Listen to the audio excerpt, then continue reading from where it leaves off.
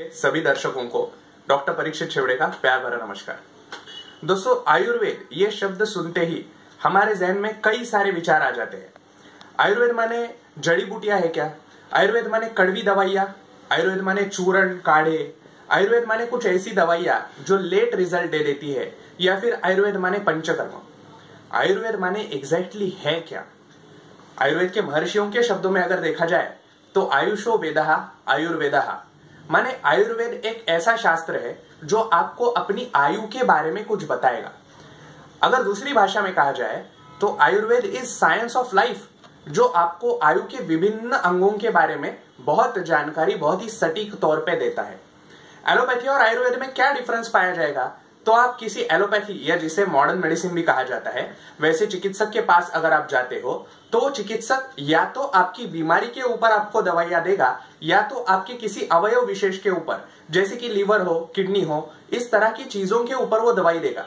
लेकिन आप वैद्य के पास जब जाते हो तो आपको बहुत सारे प्रश्न पूछेगा। आप क्या खाते हो, आप कब सोते हो, यहां से लेकर के बहुत सारे प्रश्न आपको पूछने के बाद वो आपके शरीर के सभी सिस्टम पे एक साथ एक्ट करे ऐसी दवाइयां आपको देता है। और इसीलिए हम लोग इसे होलिस्टिक अप्रोच भी कहते हैं आयुर्वेद को। एलोपैथी का जो तत्वज्ञान है वो आयुर्वेद के तत्वज्ञान से बिल्कुल भिन्न है। वो इस प्रकार से है। दोस्तों, आज जग भर में प्रिवेंटिव मेडिसिन का बोलबाला है। Prevention is better than cure, ये सिद्धांत पूरे जग ने आज एक्सेप्ट कर लिया है। लेकिन क्या हमको पता है कि सिद्धांत विश्व को सबसे पहले जो बताया वो आयुर्वेद ने बताया।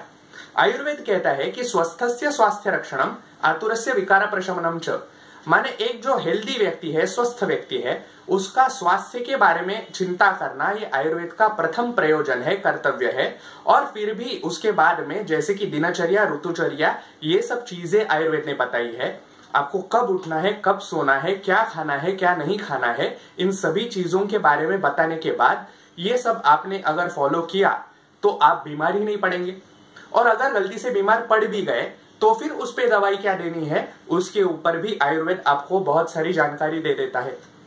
माने अगर सीधी बातों में कहा जाए तो इन दोनों तरीके से प्रिवेंशन और क्योर, इन दोनों तरीके से आयुर्वेद का काम चलता है। अगर आप इसके आगे जाके सोचेंगे तो कई सारे लोगों के मन में प्रश्न उठता है कि आयुर्वेद साइंटिफिक है क्या? तो मैं आपको बता दूं कि आयुर्वेद माने केवल जड़ी बूटी का शास्त्र नहीं है। आयुर्वेद उसके कुछ बुनियादी सिद्धांतों पे खड़ा हुआ एक लॉजिकल शास्त्र है। बुनियादी सिद्धांतों के तौर पे अगर हम देखें तो फिर त्रिदोष सिद्धांत, पंचमहाभूत सिद्धांत, शरीर के सप्त धातु, ऐसे कई सारे विभिन्न सिद्धांतों के बारे में हम लोग सोच सकते हैं। आयुर्वेद के कई सारे ग्रंथ है जिनकी संख्या हजारों में होंगी और उनमें जो औषधि कल्प या फॉर्मुलेशन दिए गए हैं वो भी कई हजारों में या फिर लाखों तक हो सकते हैं। इतने सारे औषधि कल्प आयुर्वेद आपको बताता है। इन सभी ग्रंथों में से जो प्रमुख ग्रंथ जो 3 बताए गए हैं वो है चरक संहिता, सुश्रुत संहिता और आचार्य वाग्भट जी का अष्टांग हृदय। इन 3 में से भी जो चरक संहिता है उनमें तकरीबन 12,000 श्लोक है। माने एक वैद्य जिसके पास आप चिकित्सा के लिए जा रहे हैं, इसने उस पूरी संहिताओं का अध्ययन किया हुआ है और जब वो आपको दवाई दे रहा है तो कम से कम आपकी प्रकृति हो, बल हो, रोग का बल हो या फिर ऋतु हो, आप जिस देश से आए हुए हो, ऐसे कम से कम 10 फैक्टर्स के बारे में सोच के बाद में ही आपको दवाई देता है। मतलब किसी भी तरह का रैंडम अप्रोच आयुर्वेद में नहीं है।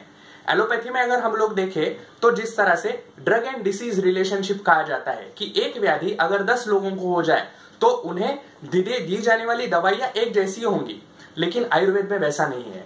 उस इंसान को हुए विकार के ऊपर देने वाली दवाई ये हर इंसान के हिसाब से अलग अलग होंगी। माने जिसे हम लोग आजकल की परिभाषा में कस्टमाइज्ड अप्रोच कहते हैं, वो आयुर्वेद का है।